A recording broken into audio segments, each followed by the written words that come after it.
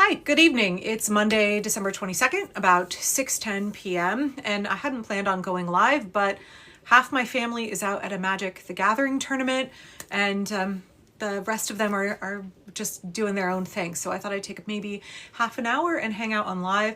I was planning on spending some time this evening reading a new book that I just got at the bookstore. Today I actually just made a video talking about it a little bit. It's by one of my favorite authors, Rebecca Solnit. It is her new book that came out this year, No Straight Road Takes You There. All of her books are very slim, easy reads, and I'm like, 40 pages in, and I thought I'd just take a little break and work on some knitting and chat on live for a little bit. So I'm open to any questions folks may have.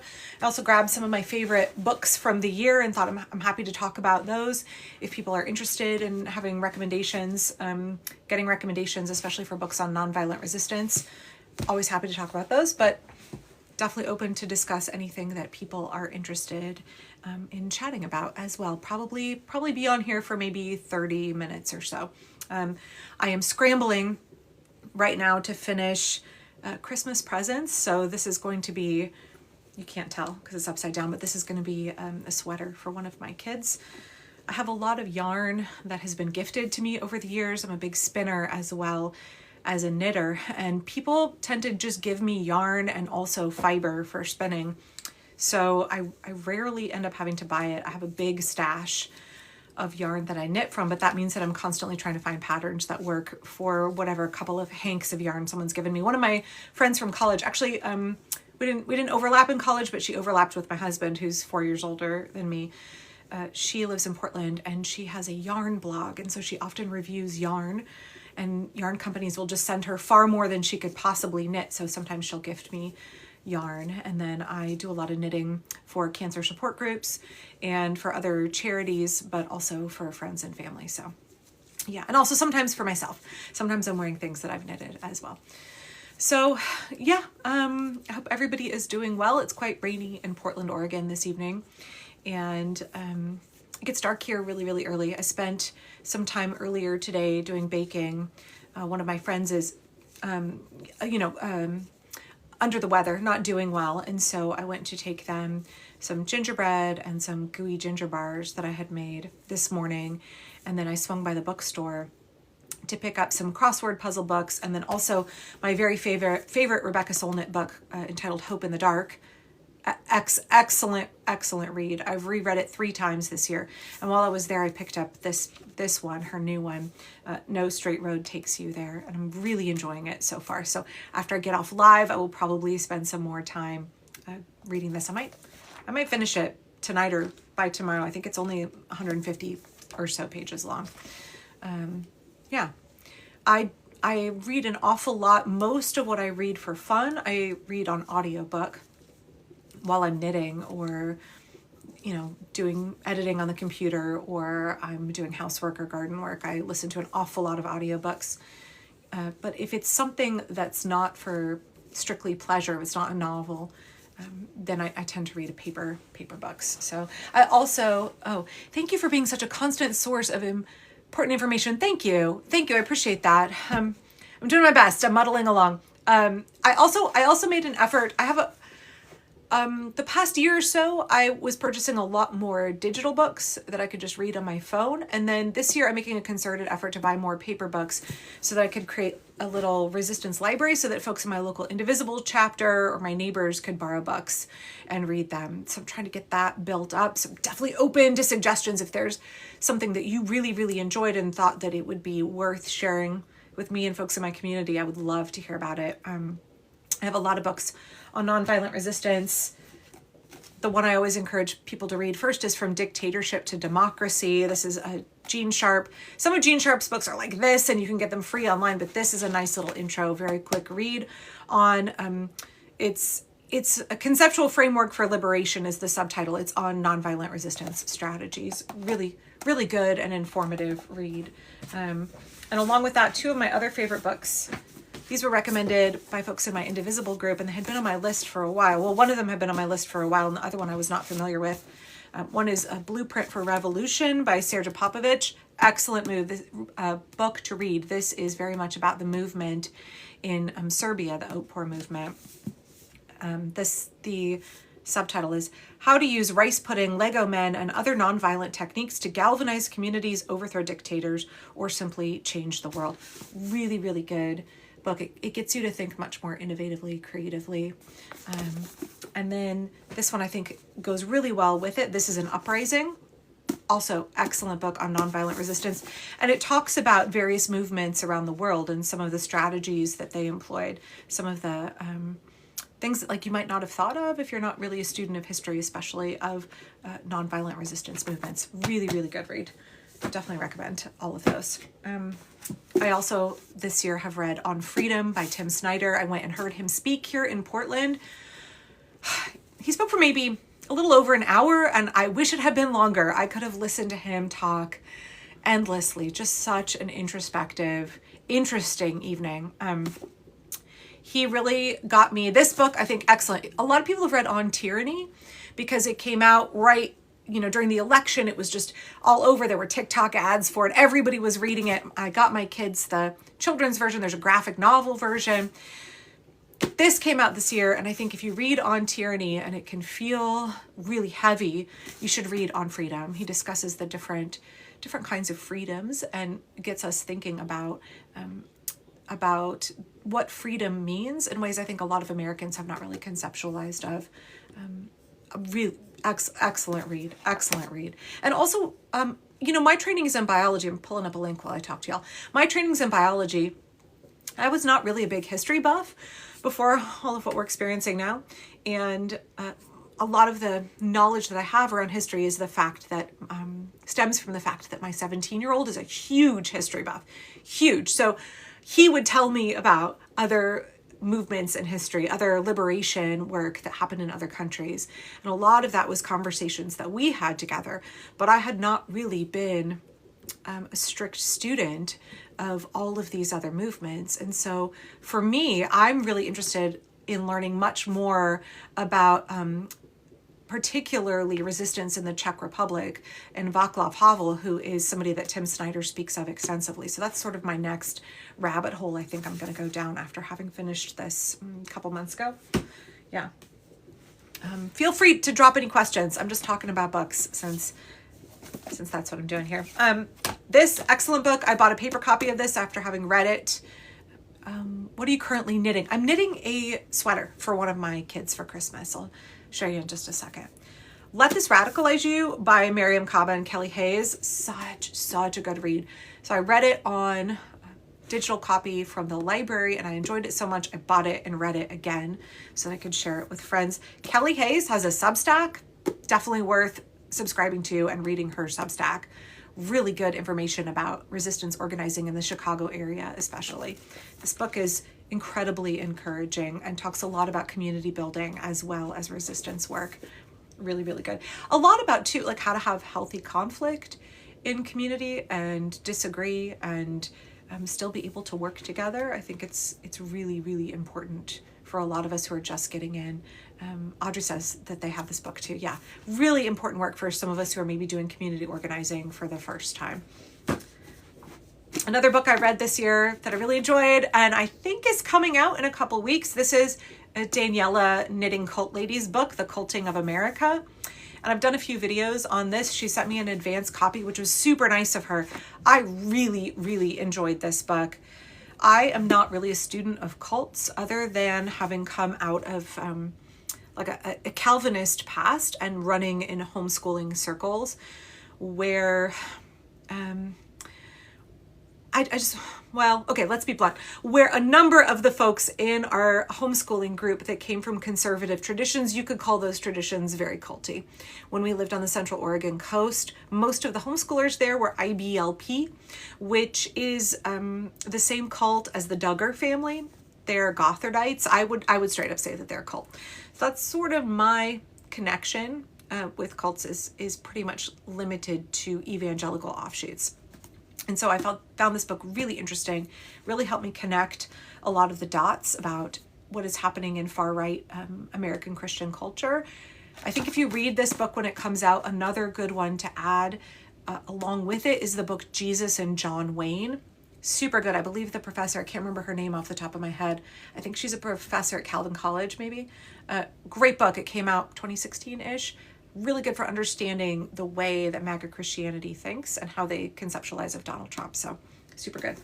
And then the book that I'm in the middle of reading before I started this one today is Revolutionary Nonviolence, Organizing for Freedom. This is much more about the American Civil Rights Movement. The foreword is by Angela Davis.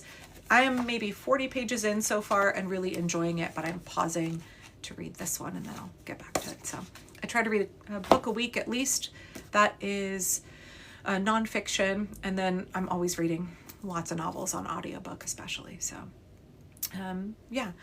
So the person who asked a little bit ago, sweater. And then I'm always reading lots of novels on audiobook especially. So yeah. So the person who asked a little bit ago, sweater.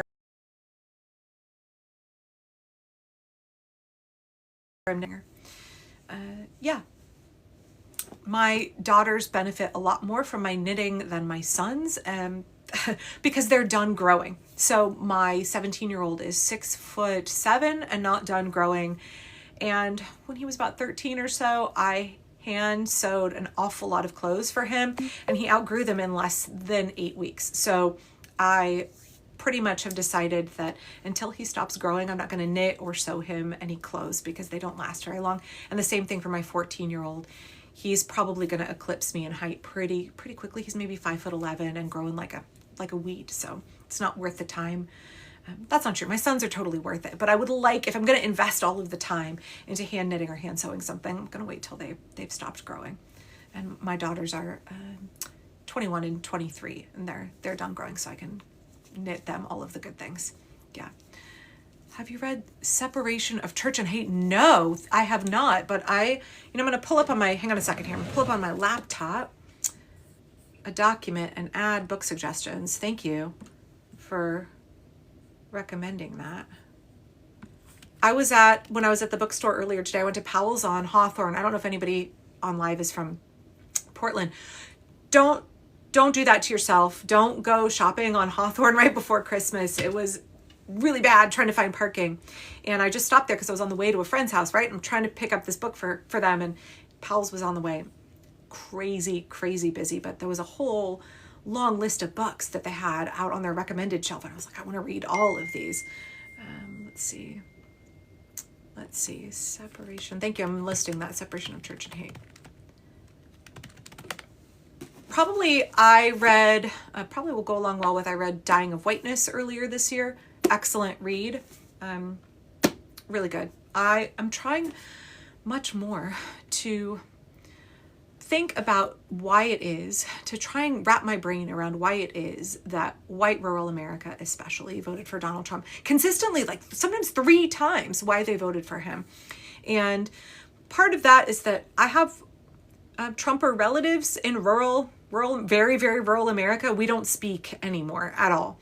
And so I don't really have connections to people who are immersed in the cult of MAGA, other than a few friends I still have here in Portland that I touch base with a little bit here and there, that are friends that I used to go to church with, but they're also Portlanders, right? These are people who live in the city who have been lost to the cult of MAGA. Some of them lost to QAnon before that.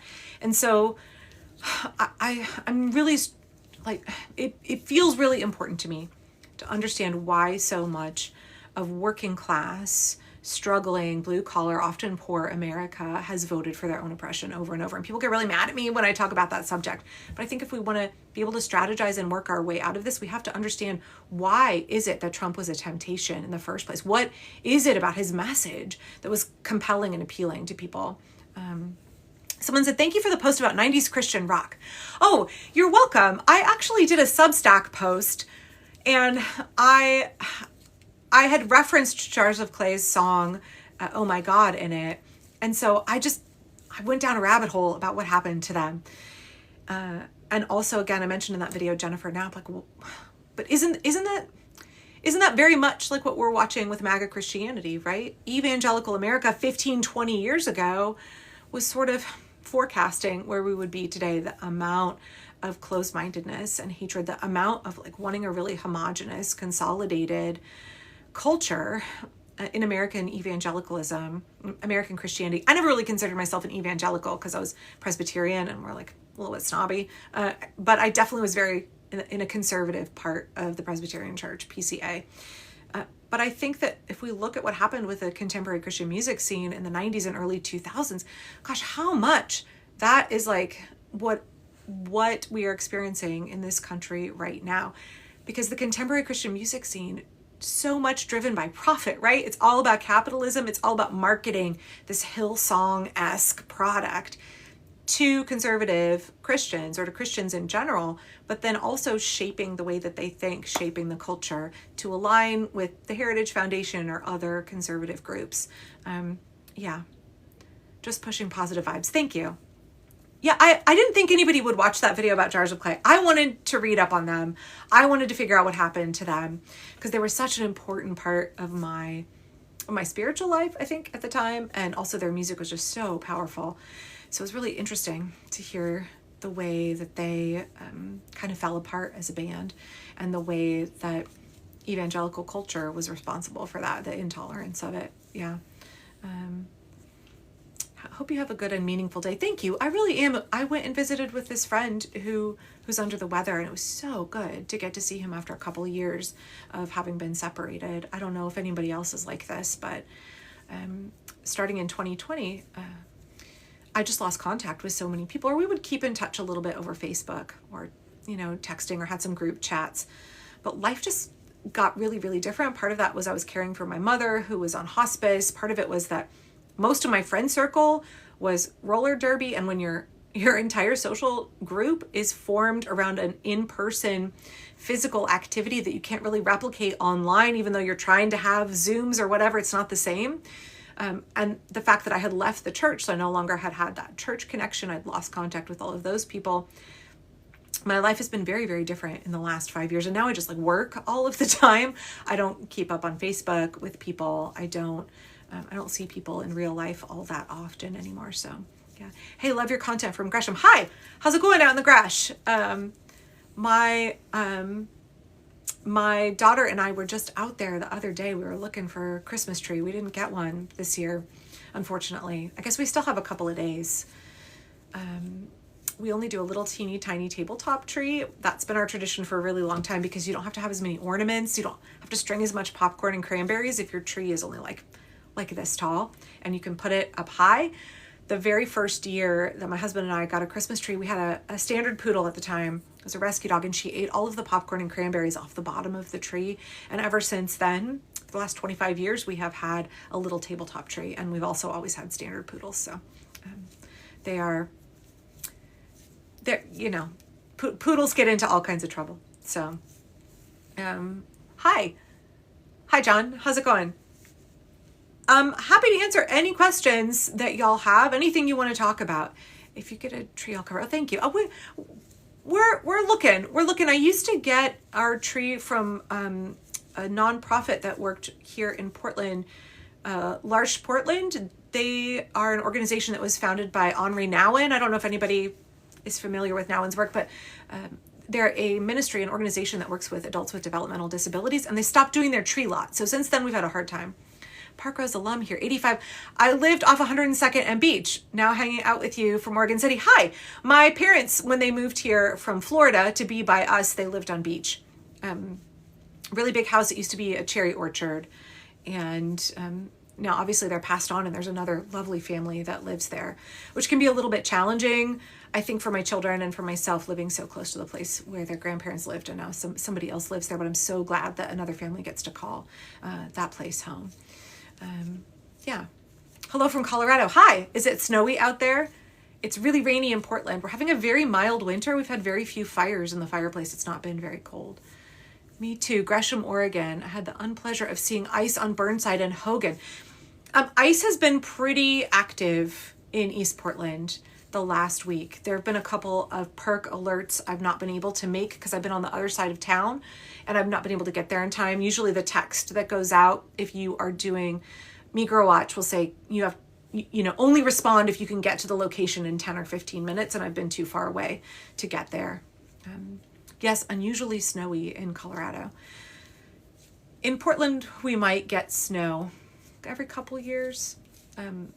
My husband and I moved here from St. Louis, and before that we were in Iowa. We went to college in Iowa, both of us, and I don't miss the snow at all. He's from the Pacific Northwest. I'm not originally, but I enjoyed if it snows once every couple of years for like 2 days. That's nice.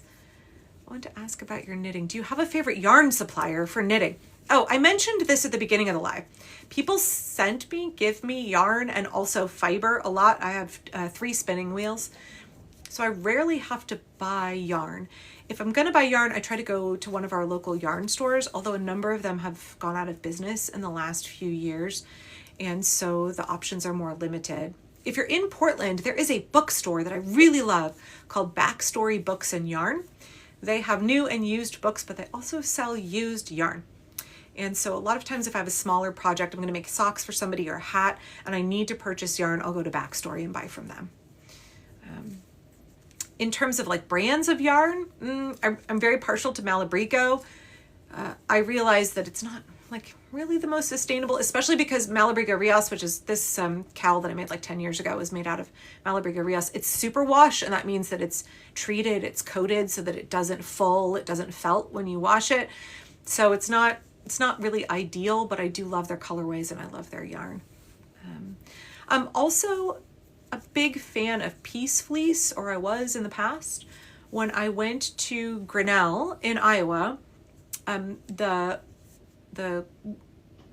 like, I don't know how to describe it. They have this program called EXCO. It's where you can take community-based classes that are not for college credit, but the college helps fund and support them.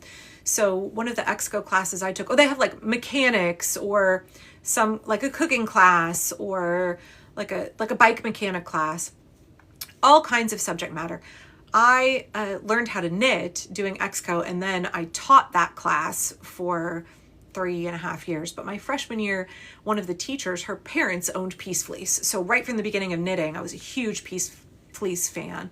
And at the time, their yarn was a blend of United States and then Soviet yarn, and then also Palestinian and Israeli yarn. So that was their focus, was on bringing groups in conflict together and making blends of yarn from their wool, from their sheep. I believe a larger yarn company bought them out in the last few years, and I'm not sure where they're sourcing their wool from, but I enjoyed their yarn for a long time.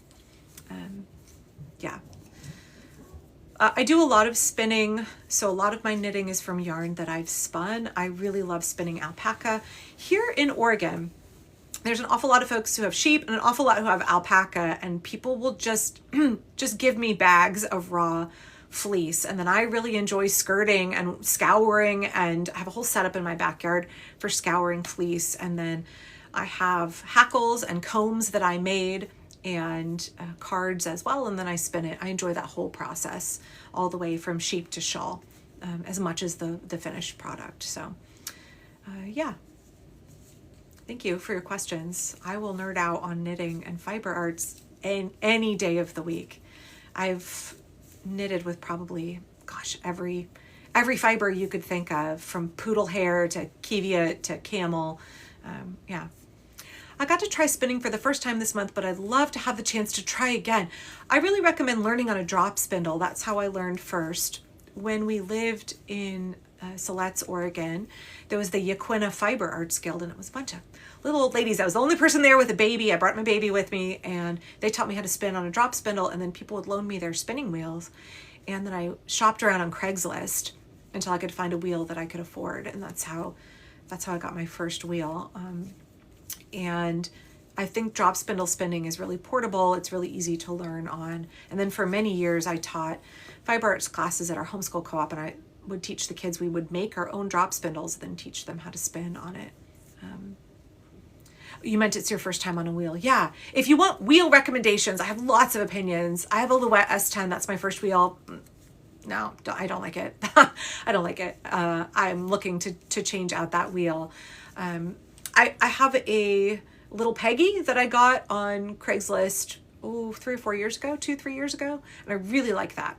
It's a very portable, small wheel. I wish that it had larger bobbins. I can't spin a large quantity of yarn at once before I have to apply the bobbins, fill up really fast, but it's very portable. I moved to Portland 17 years ago and I needed to make friends. I was a simple knitter. If you are lonely, find your local fiber arts group. There will be lovely, lovely people. In my experience, fiber arts groups are very multi-generational. Part of the reason I really love, loads of reasons, but part of the reason I really love resistance organizing right now is that I get to have these relationships with women who are significantly older than me, have decades of experience protesting and organizing and doing community work. But it, for me, is very reminiscent of fiber arts guilds I've been a part of in the past, and having that kind of intergenerational connection and having those relationships with women who just have this depth and breadth of lived experience that I don't have. Yeah. I moved to Portland. So, oh, you started your own group. That's awesome. Yeah, as you get better, you can teach other people. That's definitely my experience. I learned to knit.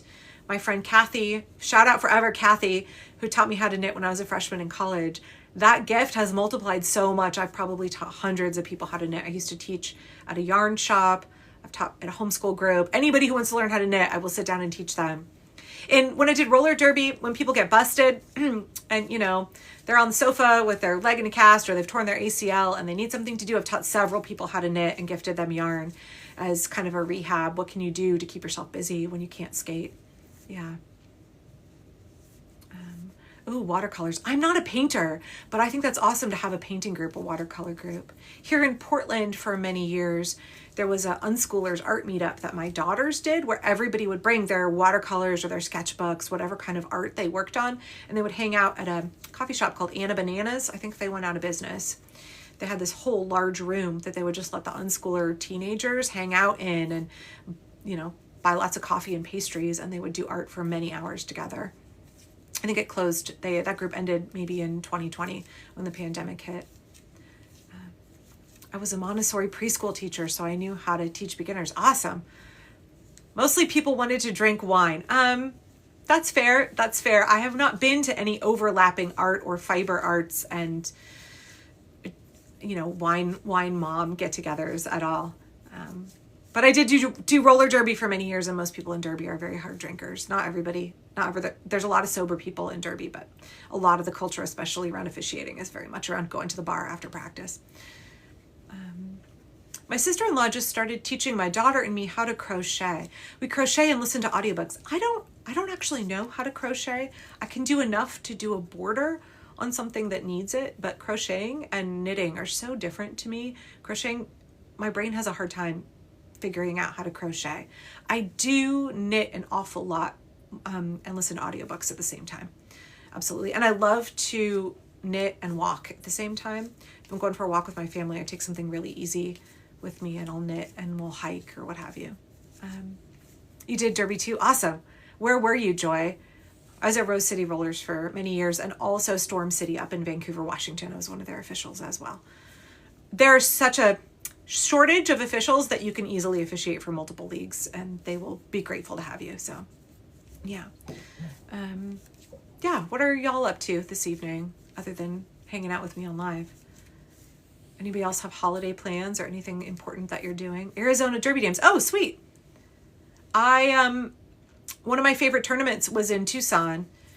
Really lovely hosts. We had a really good time. And I got to go to the Desert Museum, which I hadn't been able to go to since I was a little kid and we lived in Tucson.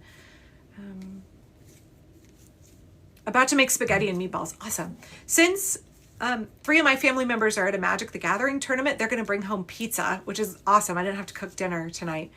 Just bake some peanut butter blooms. Awesome. I made these gooey ginger bars that are one of my favorites, and then gingerbread to take to a friend earlier today. And I was like, that's it. I'm kind of cooked out, baked out. My husband was like, oh, I'll bring home pizza. Yeah. Playing a video game and wrapping presents tonight. Nice. What video games do y'all like to play? I don't really do much in the way of video games, but my 17-year-old and my 14-year-old said that we have to play Disco Elysium over Christmas break, which they said is an anti-capitalist video game, and I'll love it. So apparently that's what we're going to do in the next couple of days. Did I know the creator of Magic is from Portland, Oregon? No, I did not. I had no idea. I do know that the guy who wrote Fight Club is from Portland. When we were shopping on the Hawthorne earlier today, we ran into him because my daughter knows him. And now I'm playing a game of pre-alpha. I don't know anything about Magic. I don't even know how to play Magic the Gathering. My husband is a math teacher, and he also hosts like a game club after school, and a lot of those kids play Magic. And then my 17-year-old is really into it. He plays with my husband and then also with his friends. And both my daughters know how to play. I really prefer D&D. We play a lot of D&D. We played a ton during the pandemic. 2020 was just like loads of D&D in our household, our whole family. There's 6 of us, and we would play a lot, and we would play online with friends. You are my comfort creator. Thank you. That's really nice of you to say. That's really nice of you to say. I can be a lot for some people. If you like D&D, you'll like Disco Elysium. Thank you. I think that my son Hal, he knows what he's doing. He knows that I don't like a lot of video games. I have a hard time sitting still for them. And he's like, no. The plot line is great. I guess it's like a choose your own adventure a little bit. In that way, it's like D&D. I do really enjoy D&D. It depends on the campaign that we're doing. But my husband and my 17-year-old do all kinds of good voices, and they really get into it. Yay, math teachers. Me too. My husband he played college football. He is a math and social studies teacher. He's also taught classics in the past. He's been a football coach and a volleyball coach. There's that book, Ferdinand. That's how I kind of describe my husband. He has like he played defensive end. So he has like the body of a defensive end, but inside he's just like a quiet little book nerd, math nerd. He wants to do Sudoku puzzles and read quietly. So yeah, I got the best of both worlds with him. Yeah. So they're doing that, and that means I have a little bit of downtime this evening. My 14-year-old, I think, is gaming online with his friends. Yeah. Do love a good book. Me too. I probably read 2 or 3 novels a week. I read a huge diversity of fiction, although lately I'm really prone to kind of comfort, feel-good chick lit books like Emily Henry. I know she doesn't like being called a chick lit author. I think her books are not light, easy reads by any means, but I really find them very comforting. So I've read a lot of Emily Henry this year. Yeah. I don't know what else to talk about, y'all. You gotta help me out here. Ask me some questions. I've been trying to get through the Wheel of Time series. My husband has read that, but I have not. I was gonna see, what am I actually up for next? I just finished that book, Limitarianism. So that was sort of my book that I was listening to on audiobook. And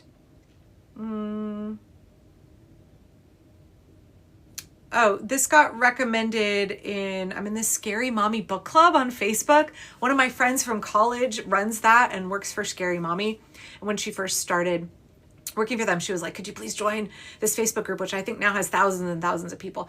But one of the books that they recommended there is just like a romantic comedy. It's called Romantic Comedy by Curtis Sittenfeld. So that's what I just checked out, and I'll be reading that next or listening to it next on audiobook. Yeah. What was your religious upbringing? Thank you for asking, Claire. Real quick, Deb says, I'm reading Brandon Sanderson now. My husband's into Brandon Sanderson. I have not gotten into his books just because I feel overwhelmed because there's so many. I don't know where to start. I am a huge Naomi Novik fan, though, so I've read most of her books. Her Temeraire books are not my favorite. Spinning Silver is probably my favorite. My religious upbringing, I was raised PCUSA, Presbyterian Church USA, in a more conservative Presbyterian Church USA, but then we converted to Presbyterian Church in America, which is a very conservative branch of the Presbyterian Church. Not as conservative as Orthodox Presbyterian, but still very conservative. And then we left the church. My husband was a deacon. He actually went to Covenant Seminary in St. Louis, which is a PCA seminary. He has a master's of theology. And then he was a deacon, the head of our diaconate at our church here in Portland for many years. And we eventually deconstructed and left that church. So we don't attend any church anymore and have not for a really long time. And that, people always ask me, like, what was deconstruction like and why'd you decide to leave the church? That's like a 2-hour long video essay. That's very difficult. It was a very slow process for me. I think it began when I became a parent, and saw the way that the church treated children. That's probably the beginning of that deconstruction for me. We never hit our children. We don't believe in obedience. Definitely not spanking, grounding, any of that. And I just felt like the church and the way that they treated children was incredibly dehumanizing. And that was probably the first fracture for me. I could not get on board with the way that children were being treated. Could you please do podcasts? So I put out this survey last week asking my audience for feedback for 2025. You can find it at the top of my TikTok and also on my YouTube. Asking people to fill out a survey and give me feedback. And one of the questions in that survey, scrolling down, I got 300 something responses so far, which is awesome. I'll leave it up till the end of the year. One of the questions I asked, which was, what would you like to see me do more of? Over 100 people so far said I should do a podcast with my adult daughters. So that's very, very popular. The only thing that was more popular in terms of requests for next year is do more videos collaborating with other creators. And then tied with starting a podcast with your daughters is make longer video essays, bread tube style, long videos, deep dives on certain subjects. So I'm taking that feedback under advisement. I would love to do a podcast. Oh, thank you. Thank you, Demi, for filling out the survey. I appreciate that. I would love to do a podcast. People have asked for many years if I could do a podcast focusing on like parenting or unschooling with my adult daughters so they could be really frank and like, what is their opinion? Does it match what I say in my videos? And sometimes I'll have them on and they'll very freely share their perspective. I would love to do that. They are both full-time college students, and that's kind of the reason we haven't been able to put it together. My daughter's the captain for her mock trial team in college. She's pre-law. My other daughter, full-time college student. She just finished her German minor and then is trying to finish her degree and work and study abroad and then maybe woofing somewhere. So they're really busy, and that's the reason that we haven't done it yet. But I would love to, because we have really good conversations. So, yeah.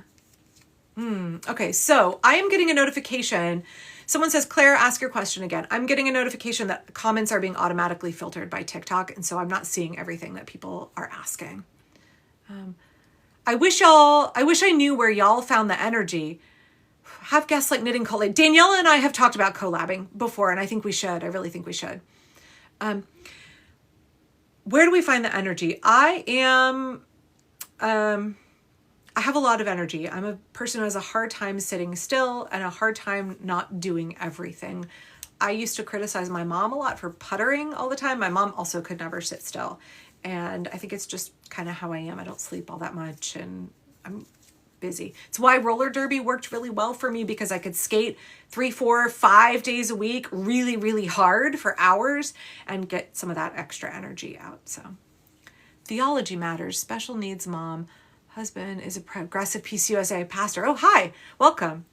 How do I de-stress? Well, I used to skate and then that was probably the best way I de-stressed. The friend that I met with earlier today was also a former derby official. We were talking about how much we miss skating, because when you're reffing roller derby, first of all, I was never a very strong skater. I didn't learn how to roller skate at all. I never roller skated until I was 34. So I never was a great skater. I had a really good eye and brain for officiating, though, like very precise gauging impact spectrum. So for me, I always had to think about my skating. My kids don't, because they learn to skate when they're little. It's just very automatic. I always had to think about my skating and then think about my officiating and what I was observing and connecting it to the rules and connecting with my other fellow officials. And for me, I was like very, very present in that moment. I didn't think about any of the other things stressing me out. For me, derby officiating was a space where I could de-stress and just have that outlet. I don't have that anymore. So I don't know. Yeah.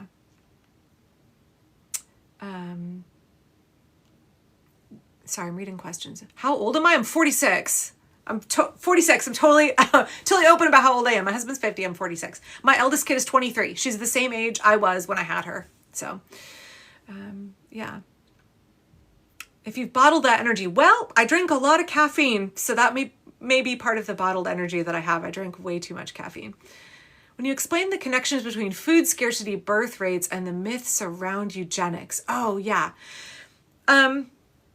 I definitely would love to talk more about food scarcity and birth rates and eugenics. Those are issues that I find really important because I think that we tend to blame the poorest people in the world, and we tend to try and control their reproductivity as a way to deal with problems that are created by the super rich who hoard the vast quantity of our resources. Yeah.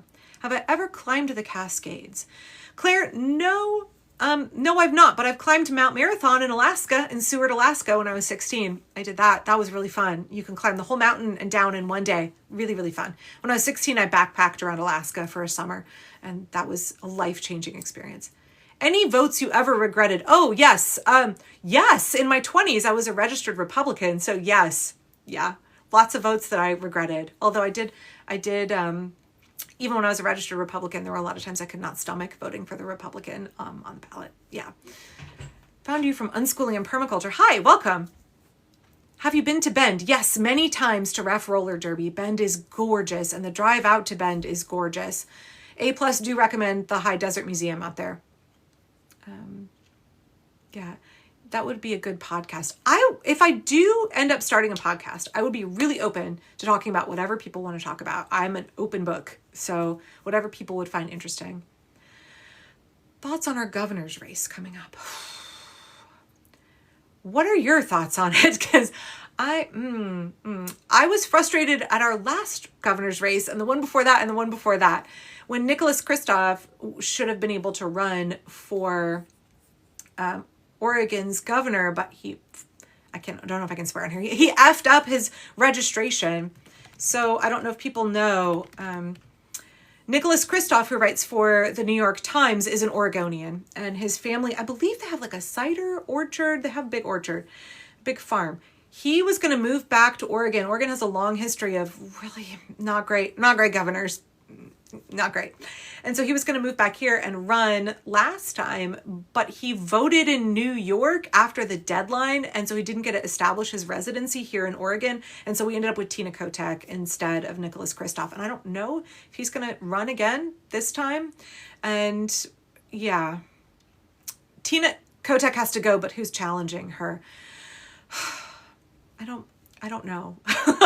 I don't know. I don't know why Oregon has a long history of governors who are just like a constant disappointment. We've had a long history of mayors who are as well. Portland has had terrible mayors. Don't get me started on Sam Adams or Ted Wheeler. I have a fuck Ted Wheeler hat that I used to wear a lot. I have a very strong opinion of like Portlanders, I think, earnestly want to do good. And yeah, there's some NIMBY folks, and there's people who live in posh neighborhoods and are really concerned about the kind of Portlandia aesthetic. But I think most Portlanders want a functional community. We want to see our tax dollars go toward policies and programs that help give us a good quality of life here. And we've just really struggled with not having elected representation that wants the same things. And I think that's why we all went for city council reform, is because we had these 5 members on city council who worked for the Portland Business Alliance, which has rebranded themselves Portland Metro Chamber because Portland Business Alliance is so hated that they changed their name so that we won't remember who they are and what they're about. But now we have better representation on city council, so I'm more hopeful. And so we'll see what happens in the governor's race if people have opinions. Yeah. Which politicians' views align with you most? Do you mean on a local level or on a national level, Ezzy? I find that I rarely have politicians whose views align well with mine, because as a permaculture person, I'm very much an anti-capitalist, and that makes me very fringe. And so much on a local and state level, our elected officials are often very neoliberal. They're often focused on business. They're often focused on capitalism, and think that that is the pathway to not only a stable society, but a prosperous one. And so it's hard for me to have elected officials that are going to take up all of my values. I do really enjoy the fact that Zoran Mamdani talks openly about having a wealth cap and taxing billionaires out of existence. Yours is Bernie. There's things I like about Bernie, and then there's things I don't, because he's like an old white dude. He said some things that I'm not a super fan of, but he does. Okay.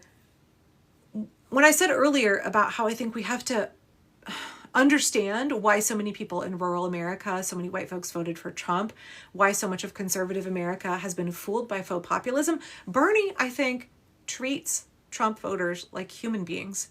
And I definitely believe that we have to lean into our humanity. We have to remember that like we are people and so are Trump voters. They're not actually monsters. They're not horrible, terrible people who are not motivated by the same things that we are, right? And I think Bernie's done a really good job of wanting to understand what's going on with them and seeing them as human beings and trying to figure out solutions of how to bring us together. So in that way, I really appreciate that he does that.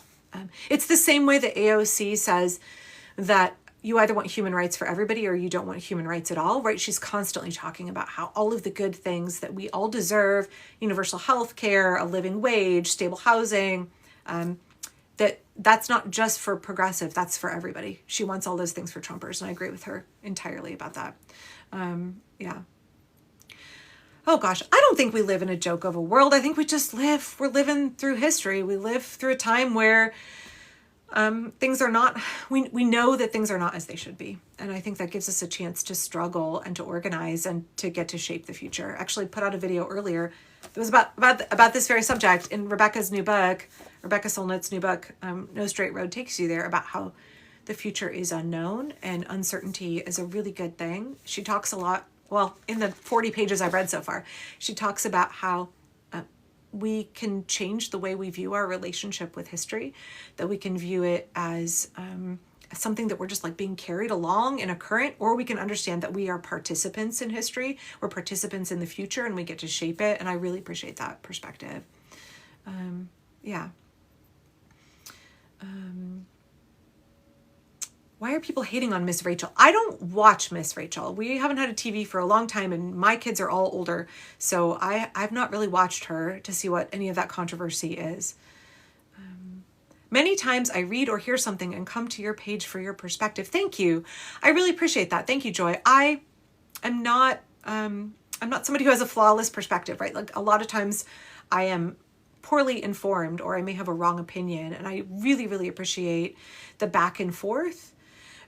So that people can help educate me and change my perspective. One of the things I really enjoyed about TikTok when I first joined in 2024, like April of 2024, was that it felt much more like a community, and I felt like we had back and forth conversations between creators. I don't see anybody that I follow anymore. I have to go search them up, and it doesn't have the same kind of intimate relationship with your mutuals, right? It doesn't feel the same as it used to. Yeah.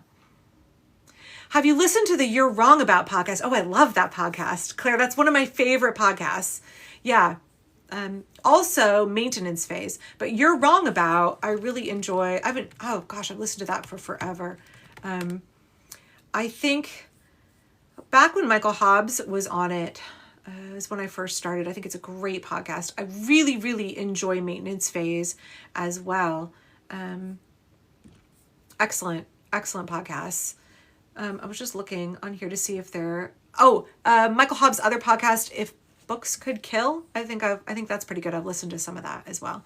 I used to listen to a lot more podcasts in 2020, 2021. I did a lot more running back then before both of the legs I broke doing roller derby caught up with me. I can't run as much as I used to. So I used to run and listen to an awful lot of podcasts, but less of that now. I can't really run anymore.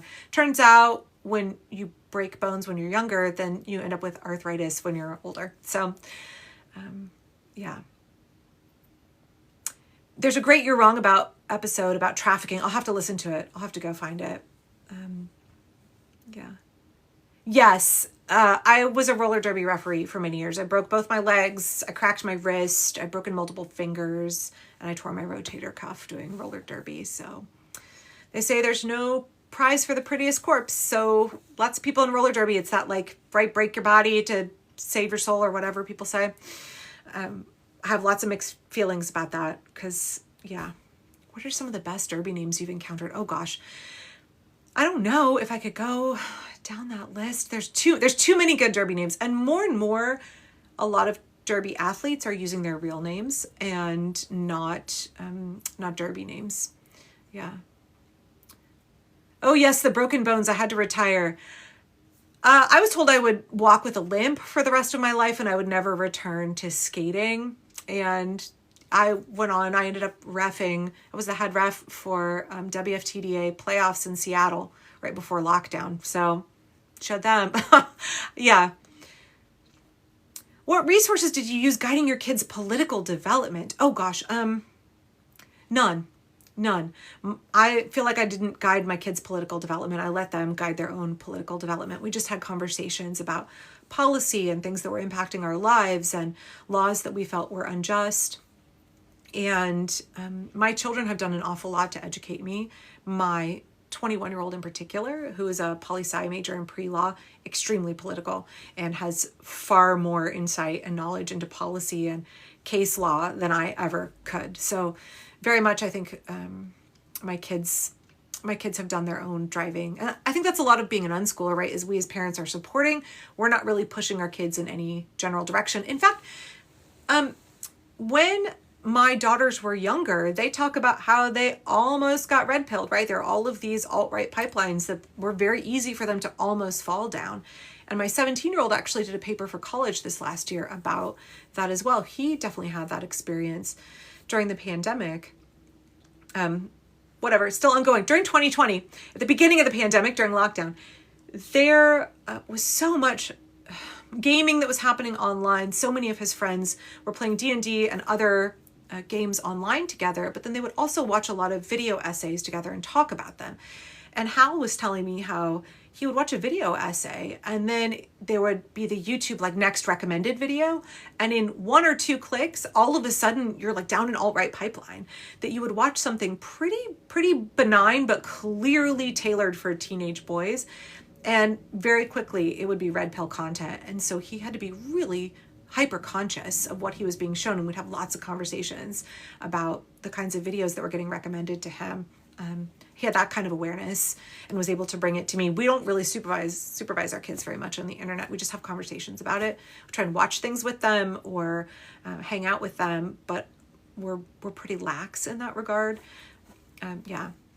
I try to keep my kids informed but constructive. Yes, we listen to podcasts together. We do listen to audiobooks together as well. And definitely talk about a lot of them. My kids have very, very, very strong opinions. They will often grab me and be like, we're going to watch this video essay and then we're going to talk about it together. Did your son ever get into Jordan Peterson? No, he didn't. I think that was one of the people that was recommended to him and he noped him real hard. Yeah. We do talk openly about getting red pilled as well. Yeah. And I think for my daughters who are older, we talk about deconstruction. Like they still remember things from the church and my boys don't really. So I do have more of those conversations with my adult daughters because I think there's more religious deconstruction for them. One of the big things for us that was like kind of the end of my kids doing any church whatsoever was one of my daughters went to a lock-in that was a bunch of different churches getting together, and it was supposed to be really positive and affirming. And I was already like not going to church, but some of my daughters, or both my daughters still were, and one of the guest speakers stood up and was just like railing against gay marriage. And like, my kids are all hella gay. So my daughter called me and was like, can you come pick me up from this? I don't want to be here anymore. I don't want to be around this. So I picked her up and that was kind of the end of that for her. But we did have lots of conversations about that topic afterward. Like, why is it that so many people in the church are so fearful of people living differently than they live? Yeah. Anything hard for you to boycott? That's a really good question. Yes, actually, there are a couple of things that are hard for me to boycott, and all of them are tied to medications and medical equipment that I have to use. So that I think is the hardest one for me, particularly if we're looking at things that are made by Bayer that are medications that I need to use. That's a hard one. We stopped shopping at Target in February, I guess. Haven't been back. Don't shop at Amazon. I don't have Amazon Prime. We don't have a TV. We don't have much advertising that we're exposed to. So I think that makes it easier for us to boycott. Obviously, we don't drink Starbucks. I'm on board with all of the boycotts. I'm very big into, this is my Calvinist past. I'm very big into kind of self-denial, right? So I don't have any problem boycotting. I boycotted Nestle since 1995. So yeah, I don't buy a damn thing that Nestle makes. That's probably the boycott that I have been on hardest and longest, and I will rant about that endlessly. Nestle is pure evil as a corporation, so no problem not buying any of their products. When I was pregnant with 2 of my kids and had terrible morning sickness, There was a brand of instant hot and sour soup that was made by a company that I found out that Nestle bought them, and then I couldn't have that. And it was one of the few foods I could have when I had just terrible morning sickness. That was probably a really hard thing for me to give up. Yeah. Starbucks isn't even good. Yeah, no, they're terrible. I live in Portland. We have great coffee here, and we brew all our own coffee at home. I don't really get coffee out. I've been boycotting Walmart my whole life. I don't shop at Walmart, but when we lived on the Central Oregon coast, hang on a second, guys. Please be patient with me. I'm getting a warning. Because I'm new to lives, I'm only allowed to do a live for an hour and 10 minutes. I said I'd be on for 30 minutes, and it's apparently been an hour and 5 minutes. So I've been informed by TikTok that I have 5 minutes left on this live. When we lived on the Central Oregon coast, I did shop at Walmart because we were in a very rural area, and there just wasn't, it was either Fred Meyer or Walmart, and I couldn't get everything I needed at Fred Meyer. So we did shop at Walmart then, but that's been 17, 18 years since I've shopped there. Yeah. Thanks for making this really quick and very painless. I can't believe the time went by that fast.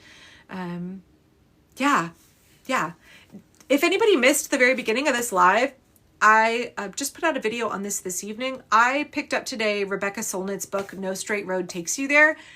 This is what I'm going to be reading after I get off live. I'm about 40 pages in. It's excellent, quick read. If you've not read her book, Hope in the Dark, highly recommend. Probably it's that, and then Robin Wall Kimmerer's Braiding Sweetgrass. Those are probably my two favorite books. This so far is shaping up to be just as good. So definitely recommend. That's what I'm doing with the rest of my evening. Hi, Claire. Hi to your cats. Thank you, JJ. I appreciate you too. Thanks, guys, for being on here with me and letting me yap. Yeah. Any book by Rebecca Solnit, I highly recommend. She has another one coming out next year. I hope you all have a good rest of your evening. Thanks for chatting with me, and I'll be back on live probably tomorrow. Yeah. Thank you. Good night.